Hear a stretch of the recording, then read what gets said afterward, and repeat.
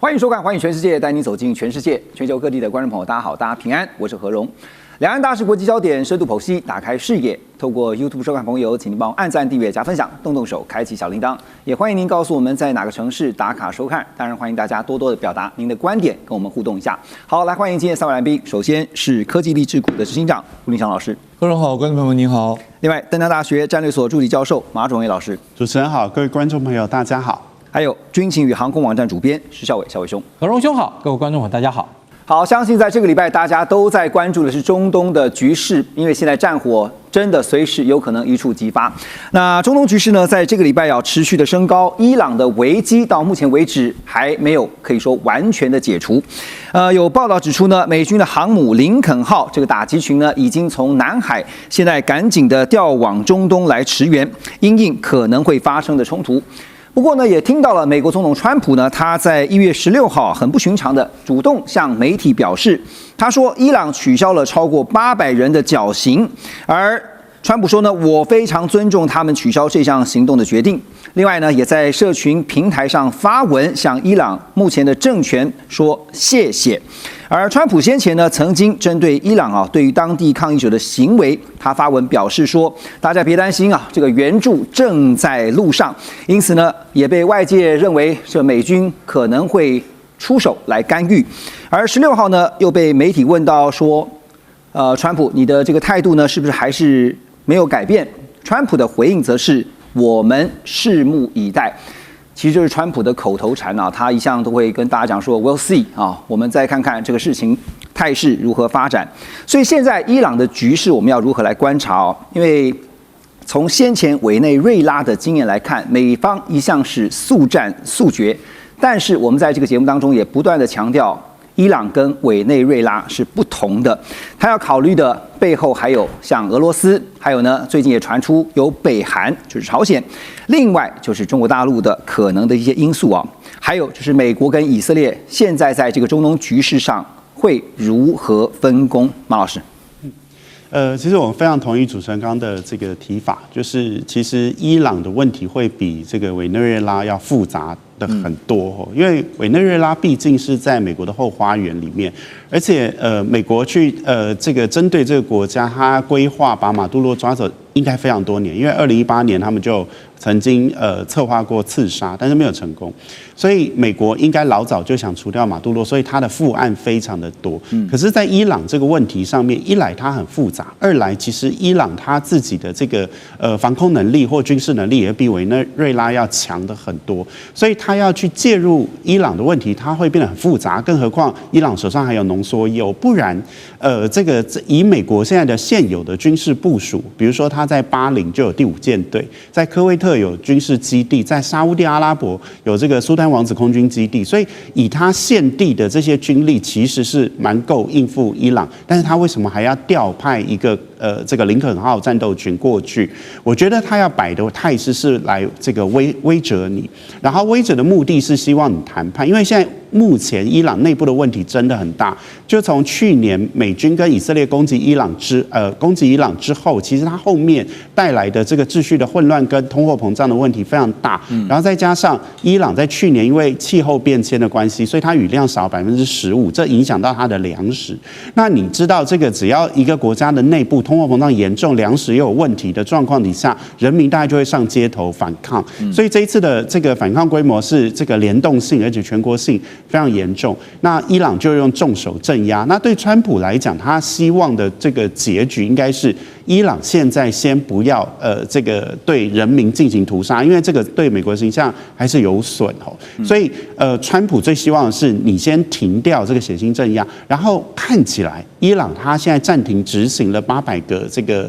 这个犯人的处决。事实上，我认为他给了川普一个台阶，或者是给了他一个好的反应。那这样子的情况，其实他创造一个美国跟伊朗之间可以谈判的一个空间，因为主要是现在伊朗内部自己的问题也非常严重，所以我相信伊朗也不太想在这个时候去惹美国。那川普，你从这个 NSS 最近的这个美国国家安全战略的这个指向，他在乎的主要还在西半球跟第一岛链，所以中东问题，也就是其其他区域问题，假设不把美国拖下水的话，对美国应该是现在川普最希望看到的，就是不要把过多的这个区域安全的问题把美国拖下水。那在这样双方的盘算下，然后伊朗又提出了这个又是给了川普一个好的台阶。其实我觉得后面应该双方会有谈判的可能。最主要，伊朗还是希望美国可以解除对伊朗的制裁，不然这个国际制裁持续的话，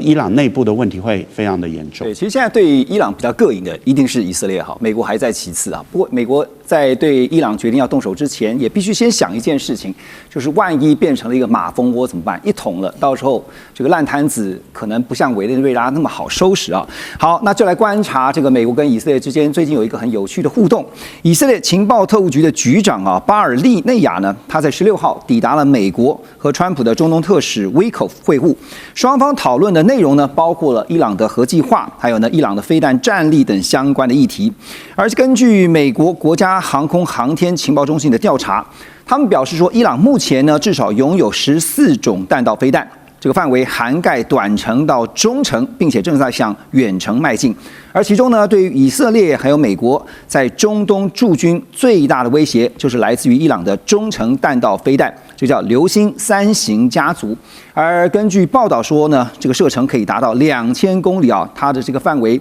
足以涵盖整个中东地区，乃至于东欧和南欧。所以看到在这个礼拜，其实中东的4个国家也都出面，希望能够赶快来斡旋跟调停。不过，伊朗跟委内瑞拉，我们再次强调是不同的，因为呢，伊朗是有攻击力道的啊。那么特别提到了它的中程弹道飞弹的战力啊，所以孝伟兄，您怎么看啊？这会是美国跟以色列发动攻击的最大隐忧吗？的确是啊，而且特别是我们看到以色列其实在去年一整年已经领教了伊朗飞弹的威力。就说大家看起来好像伊朗射了很多飞弹，大家以为这个过往以色列这个金刚不坏的各种的防空体系包含从低空层到中空层的这个铁穹，然后包含这个大卫投石索，然后到后面高空层的那个 Arrow 3，还有美国提供的萨德等等这一系列的系统，应该可以把以色列的这个防空网建构的这个滴水不漏。所谓滴水不漏，当然也不是说以色列不允许任何落弹落到他头上，他没有像当年的赫曼·戈林说，绝对不会有这个英国的任何一颗炸弹掉到德意志帝国头上。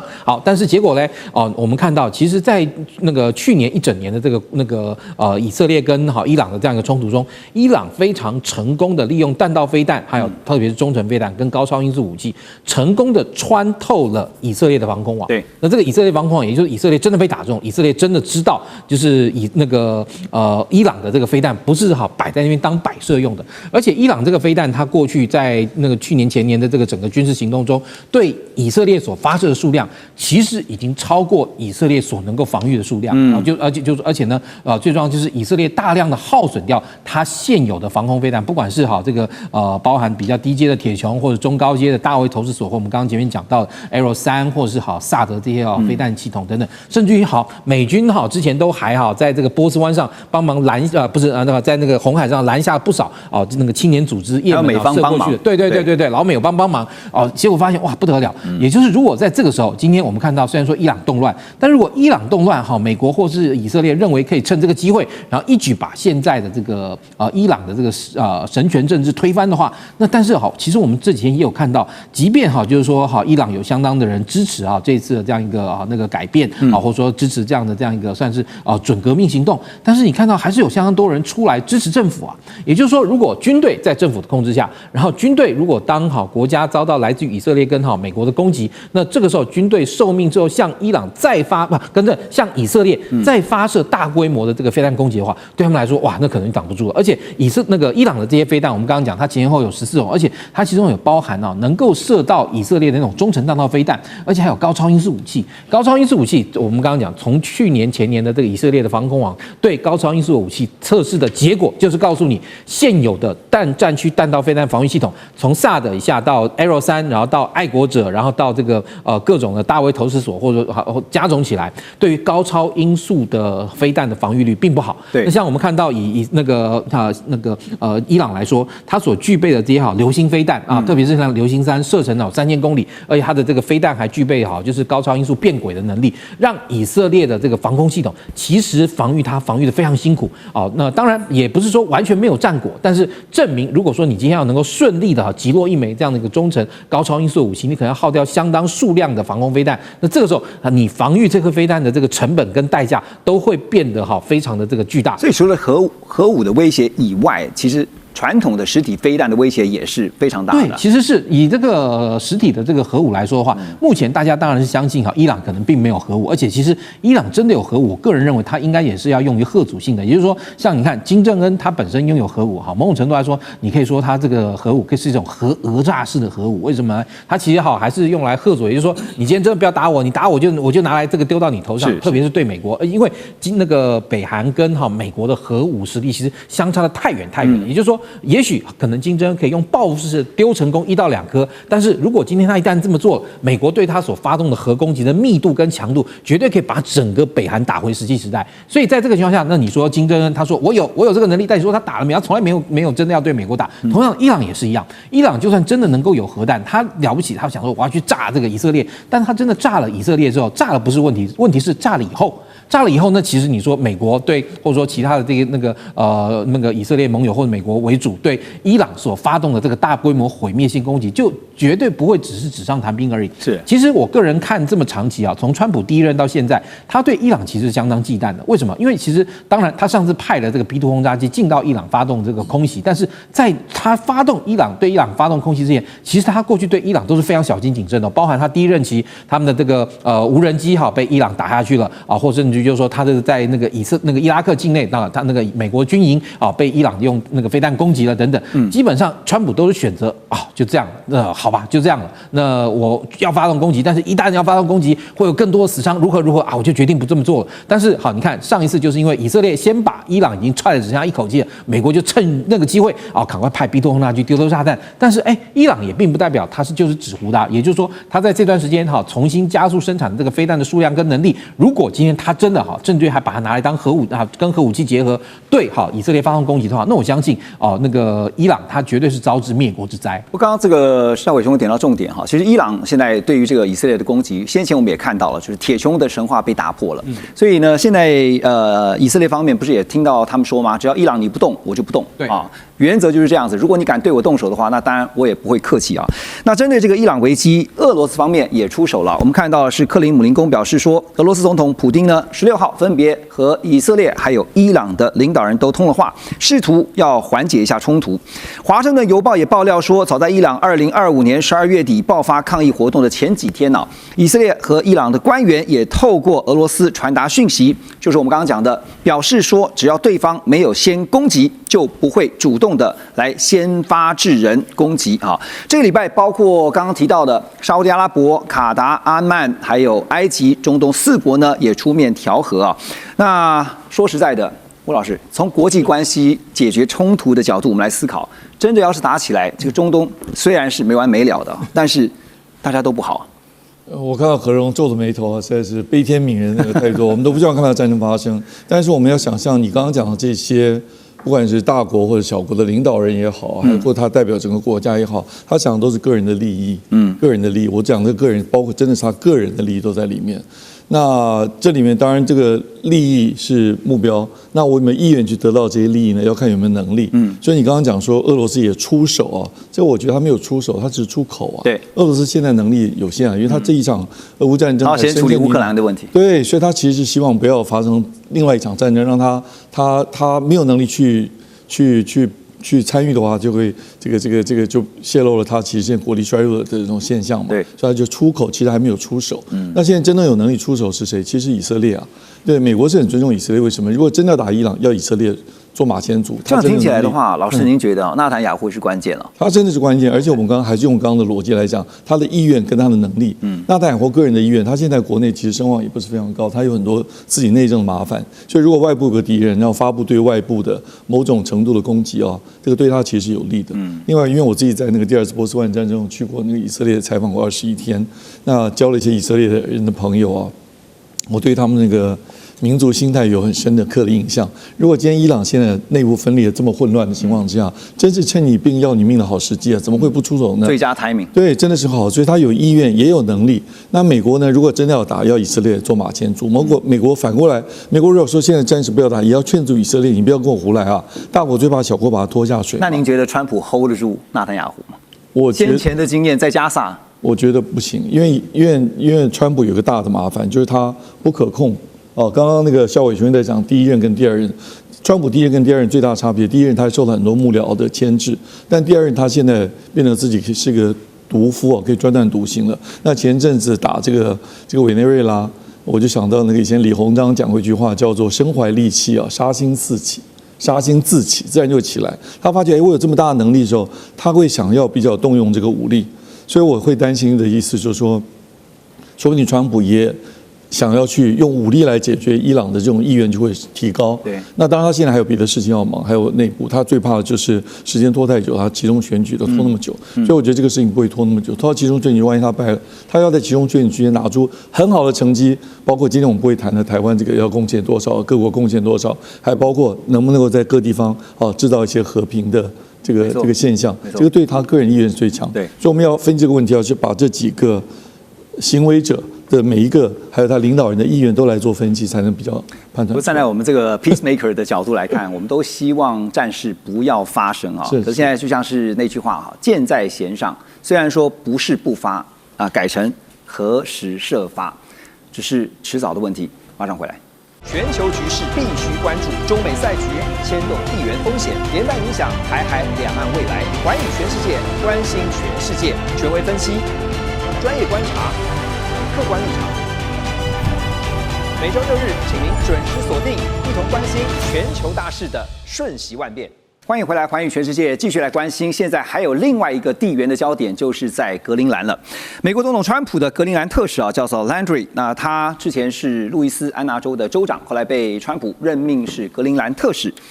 1月16号，他透露他计划在3月要访问格陵兰。他说呢，我相信一旦事态发展到一定程度，双方应该也必须将会达成协议。所以外界也在研判，这会不会是一个预告的 timing， 是一个 deadline 呢？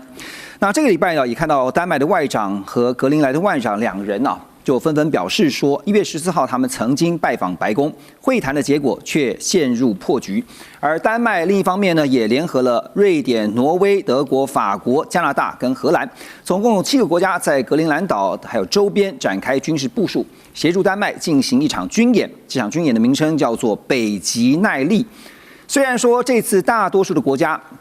都只派出小规模的侦察先遣队啊，规模不算太大，但是后续呢也表示说还会调派战机还有军舰来进行相关的部署。好，那当然对于这个丹麦也好，甚至是包括主角格陵兰啊，川普也是不止一次的讽刺啊，他说丹麦没有能力保卫格陵兰免于中国大陆或是俄罗斯的威胁，他还不是说美国，他说中俄的威胁你们都保护不了了 ，OK， 只能够呢派狗拉雪橇啊，说出这样的话，当然这是一次这个非常讽刺的话语啊。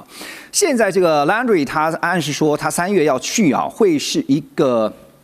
川普打算要拿下格陵兰的一个时间点吗？怎么来看这件事情？哎，现在看到这个问题哈，你真的会觉得挺难过，甚至觉得很错乱。就是发现北约要应付的这个敌人，可能不仅仅是俄罗斯而已啊，连美国现在也变成他一个非常自己的盟友，而且还是最重要的这个创始会员国跟最重要的这个北约运作这样的基础，美国居然会变成北约的问题。我觉得这可能对于在布鲁塞尔的北约总部来说，是一个非常难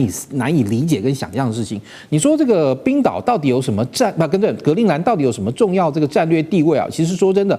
川普是说这个他会遭到这个中国大陆跟这个俄罗斯的这样一个威胁，但其实你如果从今天俄罗斯跟中国大陆的这个2个国家能够在这个区域部署的这个军力来说的话，基本上大概都不会是北约的对手。所以就是说，其实以格陵兰来讲，它的安全性大概是毋庸置疑的。我觉得最重要的事情可能是这个川普他可能长久以来对格陵兰的2个偏执，一个是他认为这个格陵兰其实后面也会提到，它有那个里面有相当多的这个稀土资源，那是其一是不是你能够够控制格陵兰，就能够可能控制西半球一个非常重要的这个稀土来源。其二，可能就是这个过去美国跟加拿大他们这2个国家对这个所谓的西北航路念兹在兹的那种某种执念认为说这个西北航路一定要能够开通，如果能够开通的话，那现在加拿大至少不在我的手。虽然说从这个川普的角度来说，加拿大也应该成为美国第51州啊，是不是？然后呢，这个格陵兰呢更是要这个通通这个52州，这个纳到这个我美国的这个北美的这个共同的这个统治之下所以在这个情况下呢，你说今天北约他今天派出了这些军力这个北极耐力军演派到这个格陵兰这些部队，其实你后来看到这个数量，真是看到哎呦我的妈呀！就是说通常我们讲这个军队演习至少比如说你应该是要派出一个所谓的如果说今天你要模拟做演练，你要做这个实兵的这个验证的话，至少你好歹也要派个这个排级或甚至于连级的部队来进行这样的验证。结果这次这个参加这个北约这个演习的这些各个国家派去的这些部队每个国家2个3个，那你是真的很认真在演习吗？所以那当然，我觉得其实今天如果说那个美国的这个格陵兰特使也说过，他说因为他希望3月能够访问格陵兰，然后希望在这个事情在那个时候得到一个解决。但是我个人认为并不容易，为什么？因为这些格陵兰自己本身的公民的意愿，它本身也是偏向就是说还是要留在这个丹麦里面。然后那这个时候，如果说今天你美国演变说对自己这个在外最倚重的这样一个军事组织，然后发动军事行动的话，那这是不是就是说这到底是要该怎么办？也就是说大家是要联合起来对抗他呢，还是怎么样？其实我觉得川普如果真的要有心想要解决格陵兰的问题，他其实应该要很认真的仿照这种所谓的夏威夷模式。什么夏威夷模式呢？其实很多人可能大家都不知道，以为夏威夷是这个观光这个风行的这样一个岛屿，但其实夏威夷古时候是一个国家，是一个王国在1941年日本偷袭珍珠港的时候，夏威夷其实那时候还不是美国的这个州它那时候本身其实在这个时候后来为什么变成美国的一个州，就是因为美国的这个军民移到夏威夷岛上越来越多，最后人数比土著多了，然后等到人数比土著就原先夏威夷的原住民多的时候，对不对？大家起来投票，我们要不要支持加入这个美利坚合众国？就变成说后来的人比这个原先的原住民多，就投票就成功了。所以你知道，你今天如果去夏威夷，你还可以看到夏威夷王室的后裔，然后一直字念的想要把美国人赶出去，也不奇怪。对，所以在这个情况下，我觉得你川普，如果你真的起心动念，你想要解决这个问题的话，你其实要花点时间，你可能没有办法在你这个任期。而且如果说你先其实因为从2战为止，甚至你说1战、2战，格陵兰的确对美国对于到欧洲的这个军事行动是至关重要的一个地方。你可以看到2战时期那个美军那个派去轰炸德国这个第8航空军，从美国本土飞到英国的时候，全部是要经过格陵兰中转的。对，当然你说现在这个军事力量这个飞机的航程等等，跟2战时期完全不可相提并论，所以可能没有这样的需求。但是代表就是说，美国在传统的安全执念上，格陵兰有其重要性。那这个时候，如果你真的想要弄过来，我必须说了，你要么你就要和平的运用到思考，运用到这个夏威夷模式。但是当然最麻烦的是，川普这个人很喜欢立竿见影，认为我这个4年对吧，我就要 make America great again， 我这个说法提出来，我就一定要兑现。那这个时候其实如果他真的这么强推的话，那我个人认为，甚至于有可能会引发北约内部非常大的激荡或甚至于可能会造成北约某种程度的这个分裂。所以应该是来软的夏威夷模式可以参考因为这个坦白讲，刚刚你也点到重点了，丹麦联合其他的国家，其实讲难听一点就是做样子而已。你提到了一个重点我就来大家看就是说为什么川普一直强调说格陵兰对美国来讲是国家安全的利益非常非常的重要，因为他说如果被中国大陆或是俄罗斯万一侵略的话呢，那对于这个美国来讲呢，就有安全上的疑虑为什么？因为你可以看到格陵兰在这边，我们从这个整个地球的地图上面来看美国在这边把这个地球仪转一个方向，你就可以看到俄罗斯在这个地方，丹麦在这边，格陵兰在这边，那美国在这个地方。如果真的是安全性的话呢，根据之前曾经也有这个军事专家认为说呢，如果是假设是真的是飞弹攻击的话，从俄罗斯甚至这个地方是朝鲜、北韩，如果是真的发射像弹道飞弹的话呢，从丹麦这个地方来，马上经过北冰洋这个北方的航道呢，可以打到美国的速度是非常的快。另外还有一点就是，格陵兰在这个北极海、太平洋、北冰洋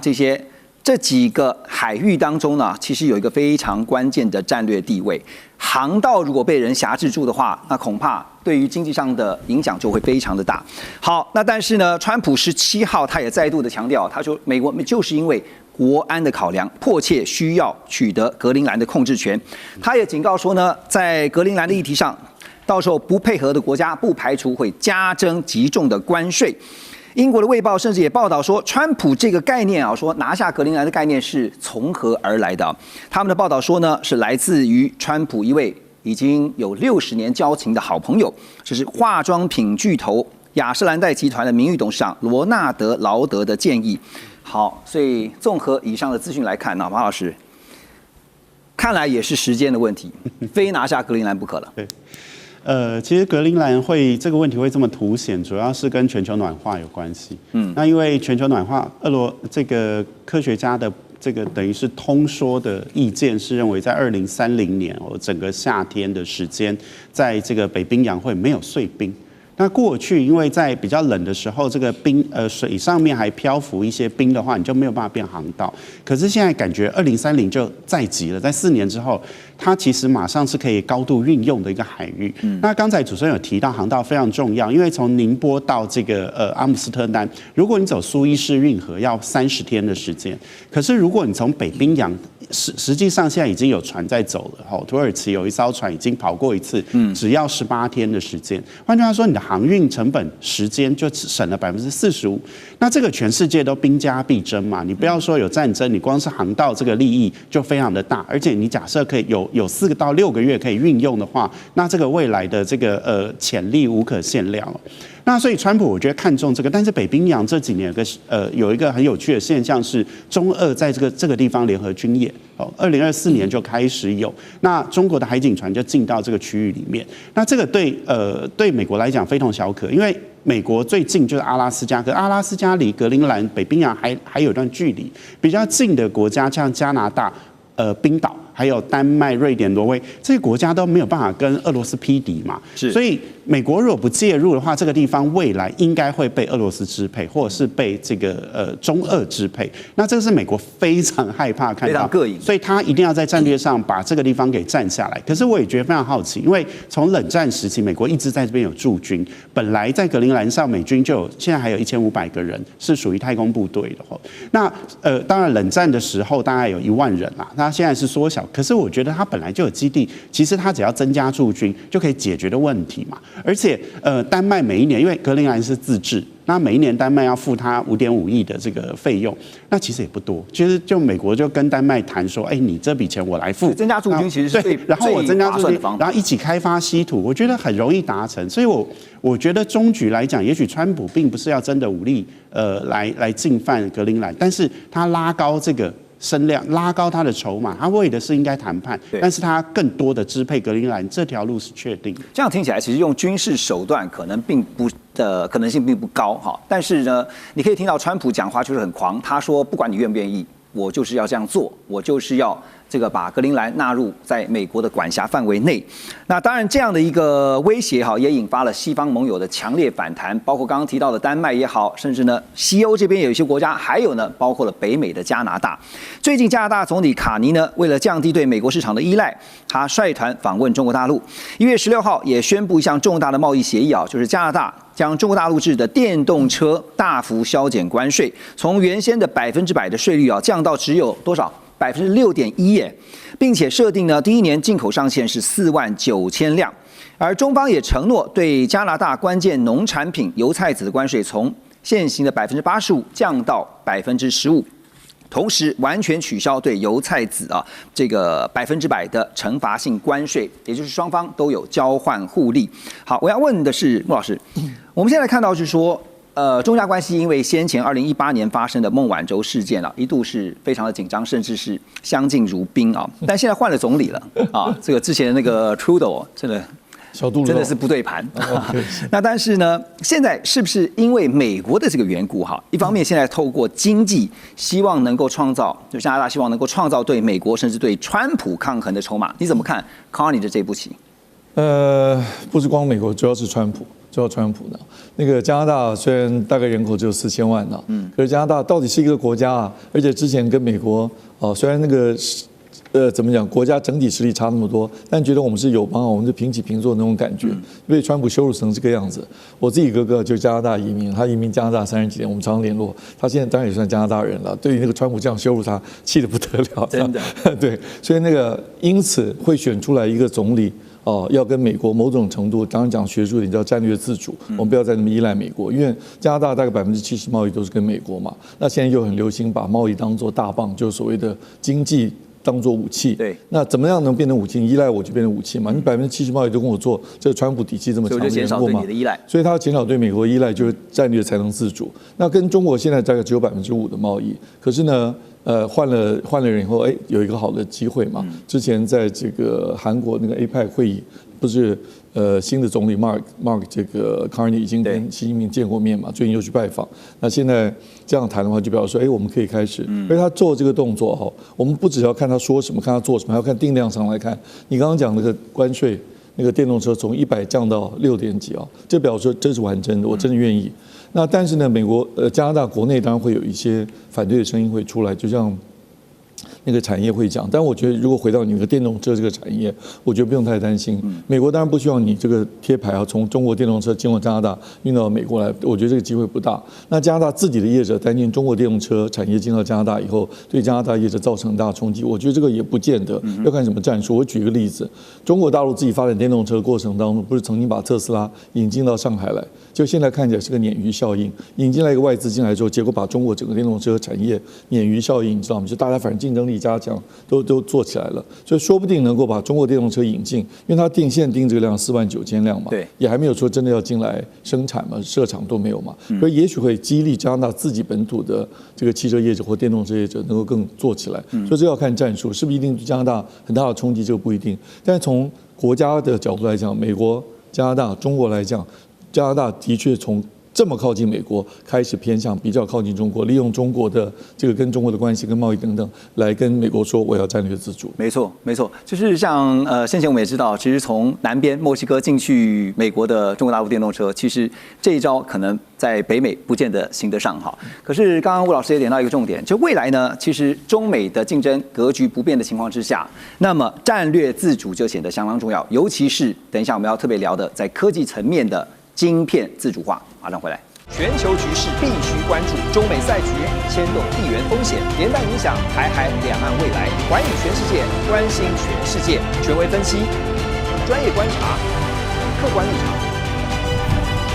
每周6日，请您准时锁定，一同关心全球大事的瞬息万变。好，回到环宇全世界这个阶段，我们就来看看中美科技争霸的晶片之战呢。根据市场调查公司 Yole Group 他们的最新报告表示，中国大陆呢预计到2028年就能实现半导体制造的自给自足，而半导体制造设备方面，预计到2030年这个国产化的比率将会达到52%。另一方面呢，华为携手中国大陆的 AI 新创智谱，发布了新一代图像生成模型 GLM Image。这个模型呢是基于生成 Atlas 800T A2 设备，还有呢生思 MySpore AI 框架。它可以说是中国大陆第一个完全使用国产晶片完成整个训练的 AI 模型。而网络上目前也传着一则爆料的报道指出呢，小米预计在2026年的稍晚就是今年稍晚要发表一款新手机，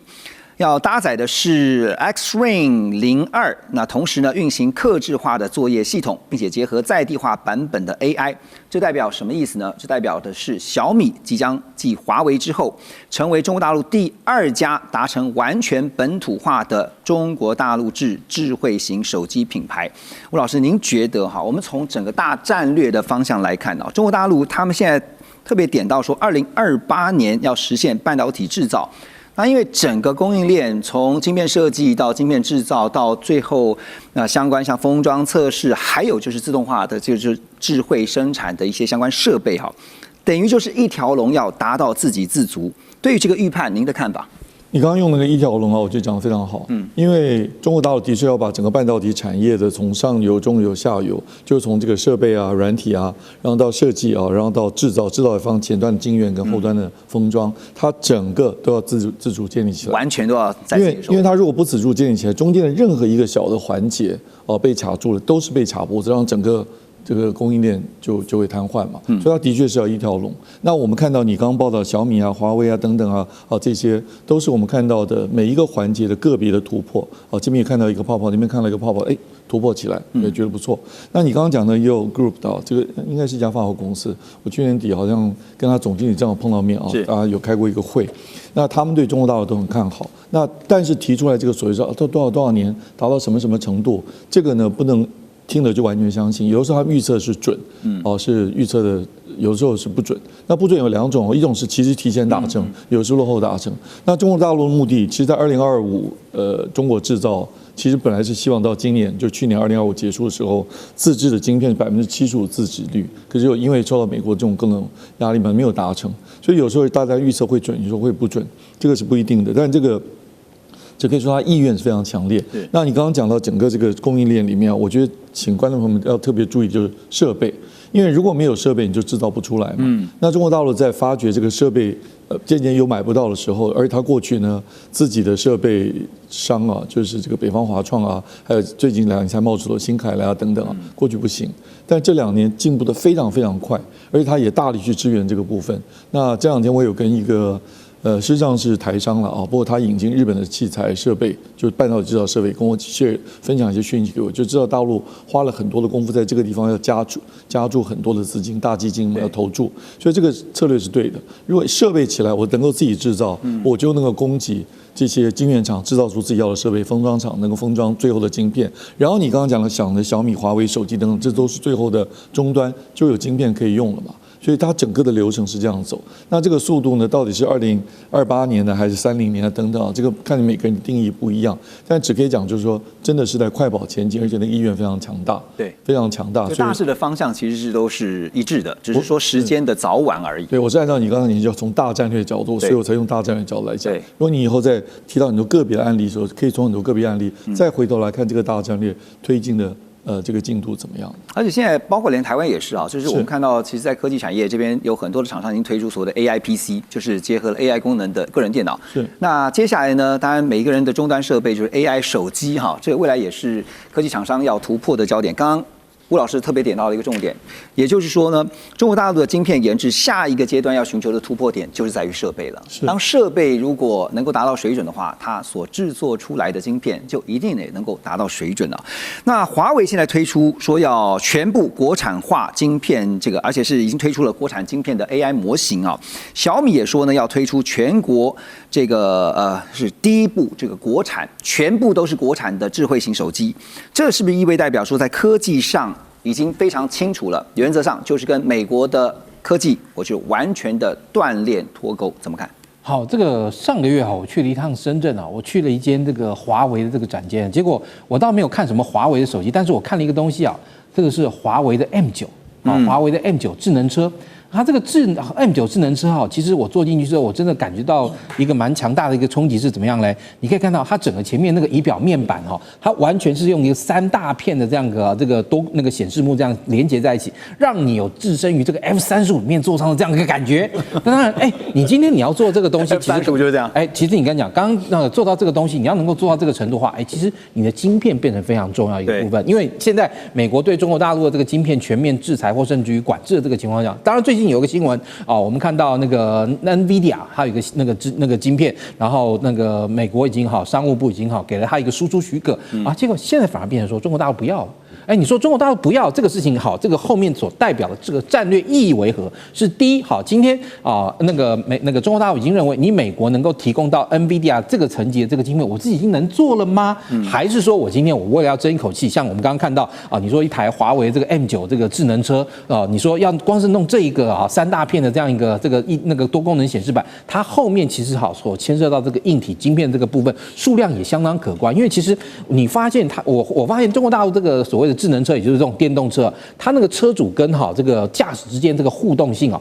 我感觉已经不是我们现在在台湾看到这种一般的欧美这种厂牌的这个电动车就智能车的互动的这个程度已经远远超越。所以未来它的整个消费市场上对于 AI 晶片的需求是非常大的。那这个时候如果说它今天已经能够包含像刚刚吴兄讲的，能够在这个那个制造、封装、测试等等过程中，已经能够达到自给自足水准的话，那你说我干嘛还有 NVIDIA 晶片？是，所以就变成说，这次你可以看到美国宣布这个那个开放 NVIDIA 一款那个降阶的这个晶片给中国大陆，中国大陆反而说我不需要，没什么需要。但是当然你说中国大陆做的到底好不好，也没有人知道，因为中国大陆它本身现在面对是一个非常封闭的这个内需市场。今天中国大陆内部的市场非常大，也就是它的东西往往很多推出一个产品之后，可能整个中国大陆内部大概就消化光了，甚至于你说就是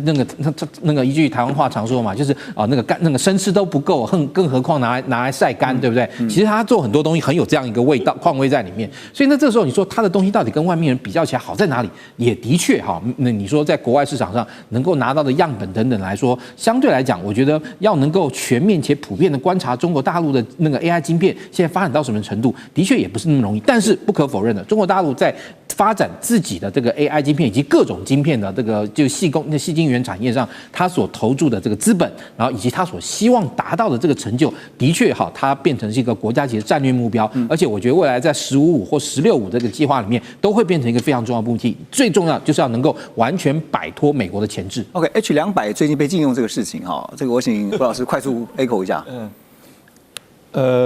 他讲对就是肖伟忠讲对，就是中国大陆拒绝，但是绝对不是一片都不买。那有些民营厂商在某种条件下可以买，但是摆出这个姿态来就很难涨价至少也是一个谈判的筹码，也是个压力NVIDIA 就很难再涨价嘛，或者卖起来就会比较困扰。OK， 好，中国大陆现在拼的是全面的自主科技自主化那确实成绩也是有目共睹。市场调研机构IDC 他们有一份最新的报告也显示说，华为，因为我们现在谈到华为，他说华为呢从2019年被美国实施了科技封锁之后，在2025年成功的重新夺回了中国大陆智慧型手机市场的冠军宝座，市占率呢是16.4%。那位居第一名，出货量达到4670万台。至于第二名的是苹果，这个 Apple 呢以4620万台紧追在后，市占率是16.2%。那虽然说苹果受到新机种iPhone 17的系列带动，2025年第4季度的表现非常的强，在中国大陆的市场出货量大增了21.5%，但是最终销售成绩总的来看还是不敌华为。现在华为重新拿下了中国大陆智慧型手机的市场冠军宝座它要凸显跟代表的意义，我们怎么看呢？马老师？我觉得就是中国大陆的产品，它这个特色啦，就是它的价格确实在功能类似的状态底下，它是可以比较低的。比如说我把这个就是华为的Mate 80它的旗舰机，然后我找一个跟这个 iPhone 17做同级的这个手机，大概两者之间的新台币差价大概是15000块。那你可以看到，现在全球的通货膨胀这么厉害，其实消费者最在乎的就是荷包。所以我觉得在价格的优势上面，华为它会很容易卖赢这个苹果手机。而且这个状态，就是刚刚主持人提到这个去年的这个4670万台的这个华为手机，它赢过苹果，可是这个状态还是在华为被封锁的情况底下，它还是在某一些国家被禁卖情况，它还是个卖这么好。所以我觉得这个回到资本主义的逻辑里面，就是价格它其实决定了很大一部分，价廉又物美，没有错。然后另外一个方面就是，其实大家在换手机的时候，大家考量的点就是，开始耗电了，电掉得很快，所以我想换。再来就是上网速度很慢。那我觉得大家 care 的这些东西都差不多。那你通常不会做横向的比较，你只会跟你的上一台手机比，所以后面出现新的永远比旧的好。所以消费者我觉得他在横向的品牌的这个比较上面，事实上我觉得他们没有这么在乎不同品牌的这个差异，而是跟他自己上一台比。那刚才接着就是 H200这个话题，其实中国现在在自制的方向，我觉得是非常明确，不要小看举国体制，他们做出了先前在这个叫做上海辉升就做出了他们的 DUV 这个深紫外光刻机，这除了艾斯摩尔之外没有人做。去年的12月，就2025年，路透社的报道，在深圳他们已经做出了这个 EUV，就极紫外光刻机的原型机。那我觉得这些是一个很重要的sign，就是说，全世界除了艾斯摩尔，没有人在做光刻机，但中国自己开始自制，现在有原型机了。本来说这个美中之间的科技差异差到可能10到15年，这是拜登时期讲的，可是现在已经走了6年了，所以你会陆陆续续看到它的自制率开始变高，所以。中方对海关说，非必要不要让 H200进来哦，你除非非常必要。那我觉得中方也在打一个算盘，就是因为美国的策略很简单嘛，你快要发展出来，我就卖给你，那你就发展不出来。是，那我觉得现在他就倒过来操作，就是我就不用你的。然后目的是用我的市场去养我自己的晶片跟整个生产流程，从上游到下游。那我觉得现在慢慢会看出一些成果，包含上海复旦他们做出一种石墨烯的这个材料的晶片，这也跟过去完全不一样。过去都是以矽为主体，但是石墨烯它的导电速度更快，而且它处理热能的效果更好。所以我觉得在美中贸易战的过程，其实它逼着，其实它逼出了中国大陆的某一些自治的能力，那我觉得这个是未来应该是不容小觑。还有一个重点哈，就是在于说未来大家拼 AI、拼科技自主呢，其实由国家主导呢，那中国大陆已经表明了未来厂商所需要的，包括土地，还有呢便宜的电力，国家可以给。我们休息一下，马上回来。全球局势必须关注，中美赛局牵动地缘风险，连带影响台海两岸未来。寰宇全世界，关心全世界，权威分析，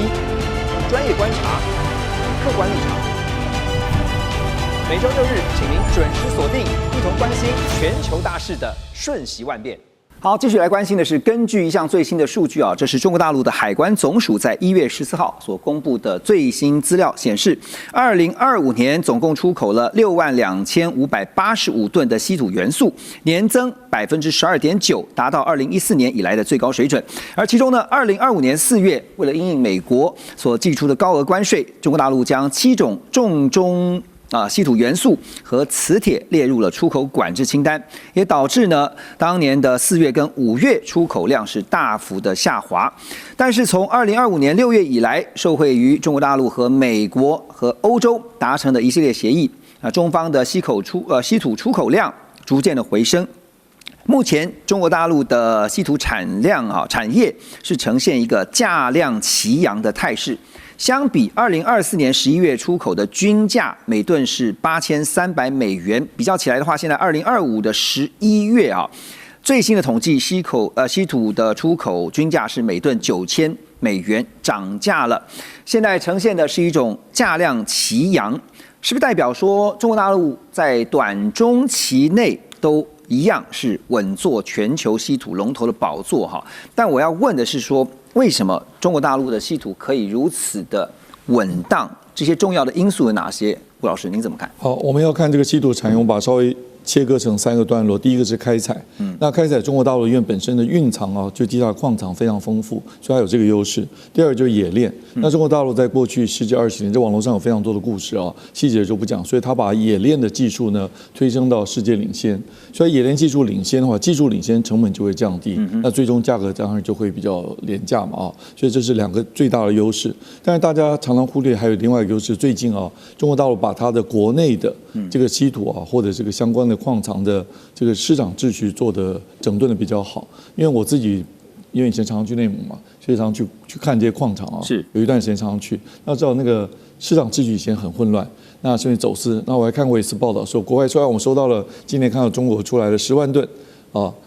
那中国自己的官方报告，所以我们今年才出口5万吨所以5万吨是走私出去的。那现在中国大陆把这些走私的管道或者整个市场秩序还有乱开采的地下工厂都整顿比较好，所以它就变得比较有秩序。甚至在上个月，现在讲几月？1月，对，上个月吧。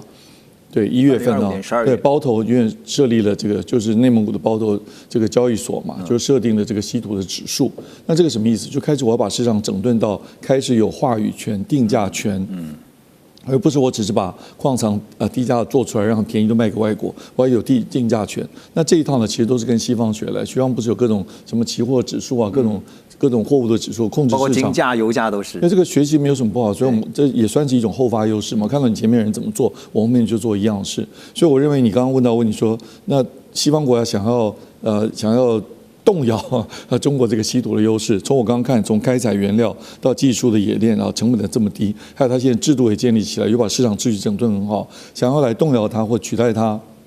或者自给自足，我自己估计可能5年之内大概做不到呢。您是看5年以内都？我觉得它的优势至少可以维持。现在因为美国，你知道这个川普信誓旦旦的讲说，我们一定要拿回稀土的主导权啊，但是真的是那就从我刚刚讲从原料的开采、技术冶炼还有制度上来看，它是哪个每个部分都要超过它才有可能赶上。确实啊，这个稀土的项目真是千头万绪啊，那非常的复杂的，非常的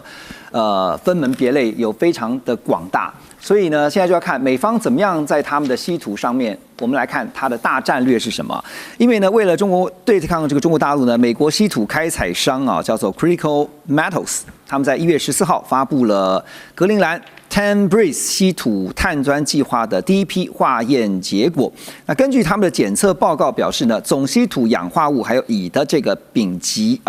是介于0.4%到0.47%之间。这个重稀土氧化物的占比啊是26%到27%左右，这显示什么呢？显示这个矿区啊有进一步开发资源的潜力。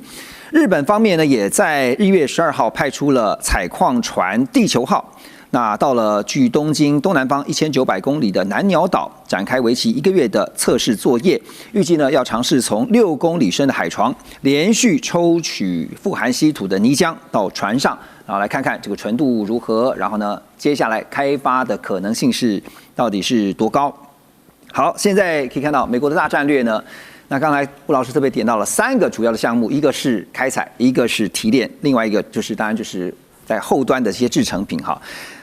可是老师刚才特别点到了，您的看法是5年之内这个优势可能很难被打破哈。那我想请教一下马老师，您觉得你怎么看美国的这个稀土大战略，包括它的分工？因为他先前也找了澳洲去合作，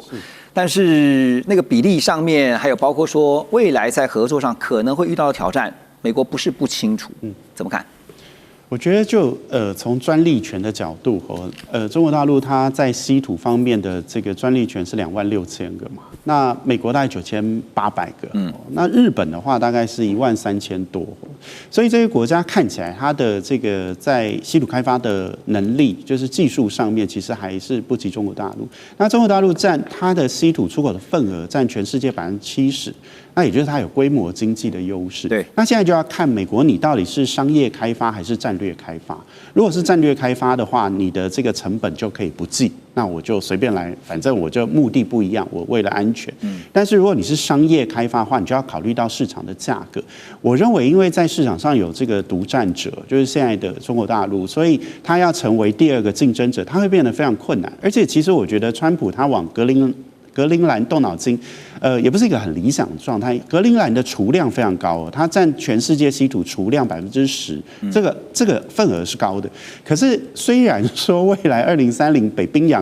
可能有4到6个月的时间没有冰啊，但是反过来想，它可能还是有6到8个月的时间是有冰的。那你这稀土要怎么运出来？你在当地开采，这就是非常大的困难。那日本现在说要在这个南鸟岛这个附近，其实是水里面啊。大概6000公尺的地方，在海床里面挖，这个成本也很高嘛。而且它在太平洋的